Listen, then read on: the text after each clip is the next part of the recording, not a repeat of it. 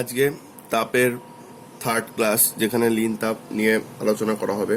তো কোনো কোনো ক্ষেত্রে এখানে তাপের ক্লাসের ক্ষেত্রে একটু লেট হচ্ছে বা একটু আগে পরে হয়ে যাচ্ছে, সেটা তোমরা একটুখানি বুঝে নেওয়ার চেষ্টা করো। প্রবলেম হলে ফোন করে নিও,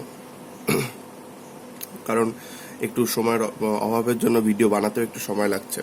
তো আজকে যে অংশে পড়া হবে সেটা হচ্ছে লিন তাপ। তো লিন তাপের আগে যেটা আমরা জেনে নেবো সেটা হচ্ছে বোধগম্য তাপ।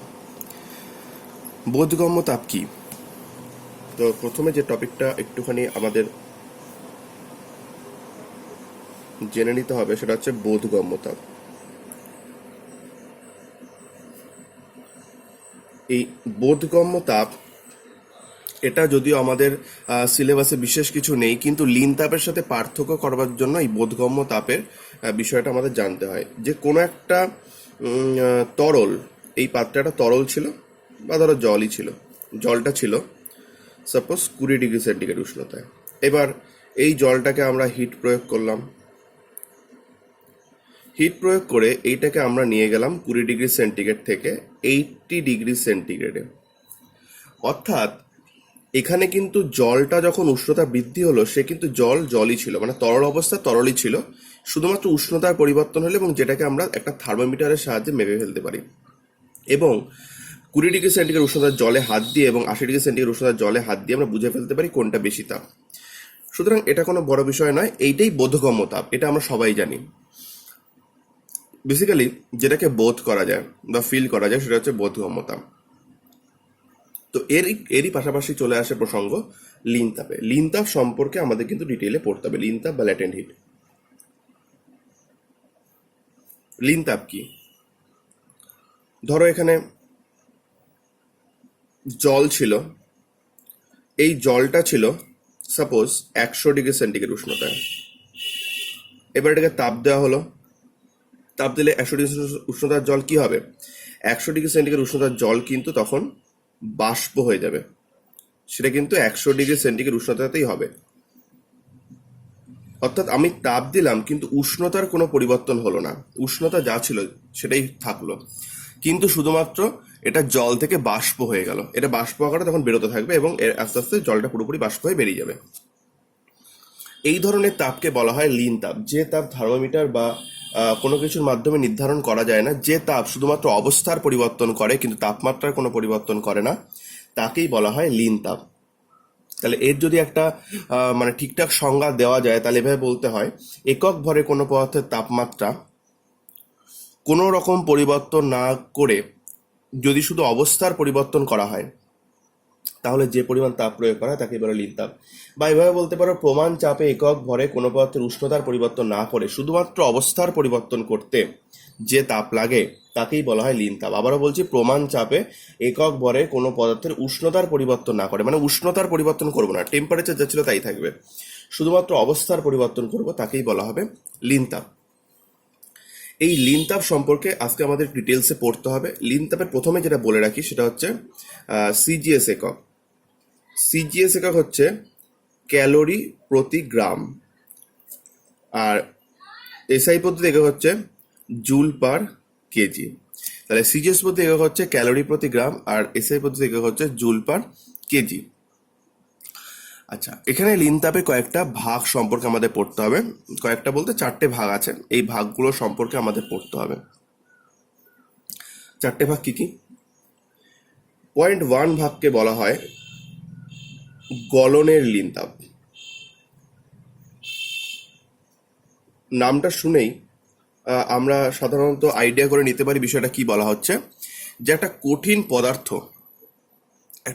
পদার্থ আছে, যে কোনো একটা কঠিন পদার্থকে যদি উষ্ণতার পরিবর্তন না করে আমরা যদি শুধুমাত্র অবস্থার পরিবর্তন করতে চাই, তাহলে তাকে বলা হয়।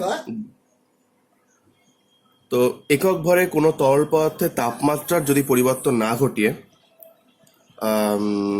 একক ভরে কোনো কঠিন পদার্থ যদি তাপমাত্রার পরিবর্তন না ঘটিয়ে যদি সেটাকে কঠিন থেকে তরলে রূপান্তর করা হয়, অর্থাৎ গলিয়ে ফেলা হয় সোজা কথায়, তাকে বলা হয় গলনের লিন তাপ। যেমন আমরা দেখতে পারি যে 0 ডিগ্রি সেন্টিগ্রেড উষ্ণতায় বরফ আছে। এবার 0 ডিগ্রি সেন্টিগ্রেড উষ্ণতায় বরফকে যদি তাপ দেওয়া হয়, তাহলে সেটা 0 ডিগ্রি সেন্টিগ্রেড উষ্ণতার জলে রূপান্তরিত হয়। তাহলে 0 ডিগ্রি সেন্টিগ্রেড উষ্ণতা বরফ থেকে তাপ দিলে 0 ডিগ্রি সেন্টিগ্রেড জলে পরিণত হয়। তাহলে যেটা আমরা দেখতে পেলাম যে বরফ থেকে জল হয়ে গেল, অর্থাৎ গলে গেল, এটাকেই বলা হয় গলনের লিনতাপ। তো পয়েন্ট 2 যেটা আমরা দেখব সেটা হচ্ছে বাষ্পীভবনের লিনতাপ। শুনেই এটা বোঝা যাচ্ছে যে বাষ্পীভবনের লিনতাপ বলতে কি বোঝানো হচ্ছে। বাষ্পীভবনের লিনতাপ হলো ধরো কোনো একটা তরল আছে, তরলটাকে তার উষ্ণতা পরিবর্তন না করে বাষ্পে রূপান্তর করা হবে। যেমন আমি জল দিয়ে উদাহরণ দিচ্ছিলাম, সেটাই দিই। ধরো 100 ডিগ্রি সেন্টিগ্রেড উষ্ণতার জল রয়েছে, তাকে তাপ দেওয়া হলে সেটা 100 ডিগ্রি সেন্টিগ্রেড উষ্ণতার জলীয় বাষ্প হয়ে যাবে, কিন্তু সেখানে কিন্তু উষ্ণতা পরিবর্তন হবে না, শুধুমাত্র টেক্সচারটা পরিবর্তন হয়ে যাবে, জল থেকে বাষ্প হয়ে যাবে। এটাকে বলা হয় বাষ্পীভবনের লিনতাপ। আচ্ছা, পয়েন্ট 3 আমরা বলতে পারি গলনের ঠিক উল্টো, কঠিনীভবনের লিনতাপ। কঠিনীভবনের লিনতাপ কঠিনীভবনের লিনতাপ কি? ধরো 0 ডিগ্রি সেন্টিগ্রেড উষ্ণতায় জল রয়েছে, এবার এখান থেকে আমরা তাপ বের করে নিই, অর্থাৎ এটাকে ঠান্ডা করি, তাহলে এই 0 ডিগ্রি সেন্টিগ্রেড উষ্ণতার জলটা একসময় 0 ডিগ্রি সেন্টিগ্রেড উষ্ণতার বরফে রূপান্তরিত হবে, অর্থাৎ কঠিন হয়ে যাবে। এখানে উষ্ণতা পরিবর্তন না করে অবস্থা পরিবর্তন করা হচ্ছে, সেটা তরল থেকে কঠিন হচ্ছে, যেটাকে কঠিনীভবনের লিনতাপ বলা হচ্ছে। এবং লাস্ট 4 নম্বর পার্ট, সেটা হচ্ছে ঘনীভবনের লিনতাপ।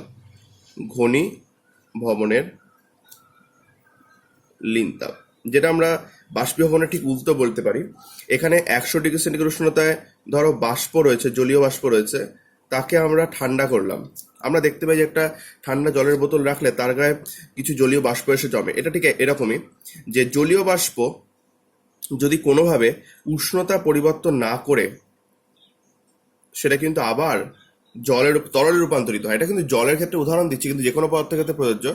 যদি বাষ্প আহ, উষ্ণতার পরিবর্তন না করে শুধুমাত্র বাষ্প থেকে তরল হয়ে যায়, তাকে বলা যায় ঘনীভবনের লিনতাপ। তাহলে 4 ধরনের লিনতাপ সম্পর্কে আমরা জানলাম: গলনের লিনতাপ, বাষ্পীভবনের লিনতাপ, কঠিনীভবনের লিনতাপ আর ঘনীভবনের লিনতাপ। এর মধ্যে 1 আর 2টাকে বলা হয় উচ্চ অবস্থান্তর। এই দুটোকে বলা হয় উচ্চ অবস্থান্তর। উচ্চ অবস্থান্তর কেন বলা হয়? এই দুটো কেসে তাপ প্রয়োগ করতে হয়, বাইরে থেকে তাপ দিতে হয়। আর এই দুটোকে বলা হয় নিম্ন অবস্থান্তর, কারণ এক্ষেত্রে তাপ নিষ্কাশন করার প্রয়োজন পড়ে। তাহলে উচ্চ অবস্থান্তর কি এবং কোনগুলো, এবং নিম্ন অবস্থান্তর কি এবং কোনগুলো, এগুলো কিন্তু আমাদের বিশদে ভালো করে জেনে নিতে হবে। আচ্ছা, এরপরে লিনতাপ সম্পর্কিত কয়েকটা অঙ্ক আসে, তার আগে লিনতাপে কয়েকটা ইনফরমেশন দিয়ে দিই।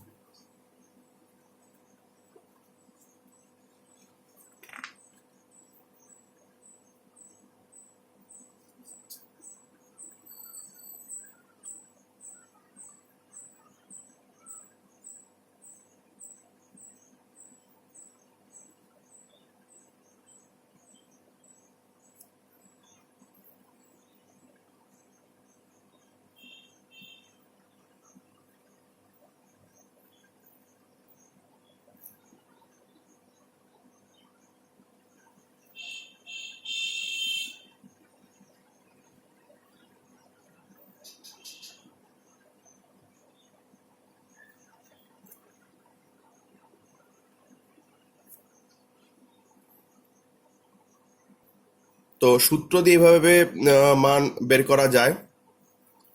এই সূত্র দিয়ে মান বের করার প্রসেসটা আমাদের লাগবে, দুটো অল্টারনেটিভ প্রসেস।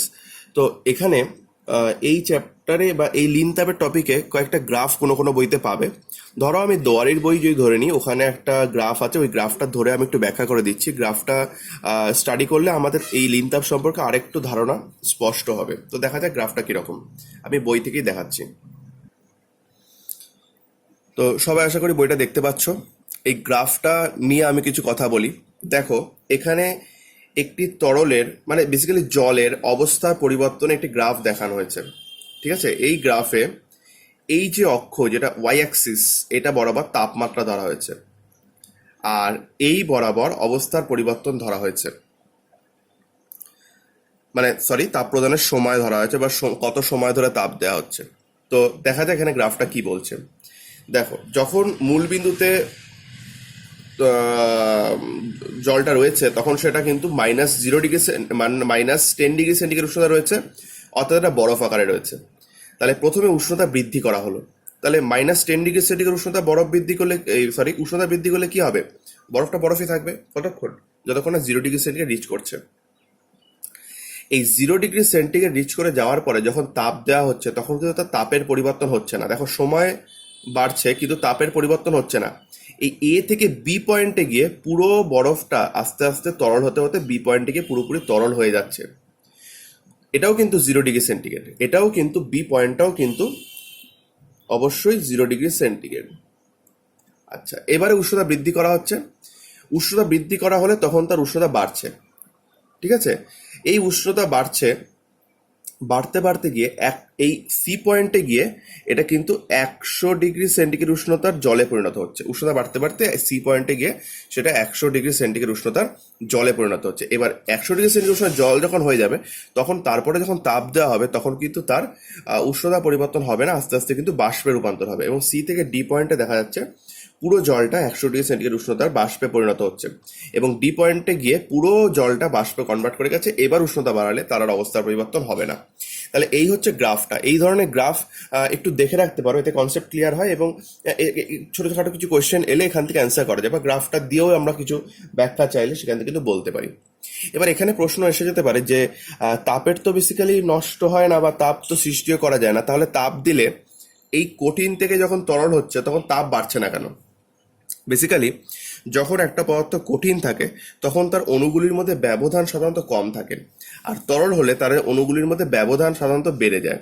এই অণুগুলির মধ্যে আন্তরাণবিক ব্যবধান বাড়াতে যে তাপটা আমরা প্রয়োগ করি সেই তাপটা ব্যয় হয়ে যায়, এবং এটাই হচ্ছে লীন তাপ, যেটা আমরা বাইরে থেকে কোনো তাপ বৃদ্ধি না করে শুধুমাত্র আভ্যন্তরীণ অণুগুলির দূরত্ব বাড়াতেই কাজে লেগে যায়। তো এই ছিল লীন তাপ সম্পর্কে যাবতীয় তথ্য, এবং লীন তাপ নিয়ে বেশ কিছু অঙ্ক সমস্ত জায়গা থেকে প্র্যাকটিস করো। হ্যাঁ, প্রবলেম হলে আমাকে বলবে। তো এরপরে যে টপিকটা আমরা পাবো, এরপরে টপিকের মধ্যে রয়েছে সম্পৃক্ত বাষ্প, অসম্পৃক্ত বাষ্প এবং শিশির। সম্পৃক্ত বাষ্প সম্পর্কে, অসম্পৃক্ত বাষ্প সম্পর্কে আমি একটু বলে দিচ্ছি, তোমরা পার্টটা পড়ে নিও। সম্পৃক্ত বাষ্প কি? ধরো একটি নির্দিষ্ট এলাকা, একটি নির্দিষ্ট এরিয়া, তার মধ্যে যে বায়ু আছে, একটি নির্দিষ্ট উষ্ণতায় সেই বায়ুর একটি জলীয় বাষ্প ধারণ ক্ষমতা রয়েছে, তাই না? একটি নির্দিষ্ট উষ্ণতা একটি বায়ুর জলীয় বাষ্প ধারণ ক্ষমতা রয়েছে।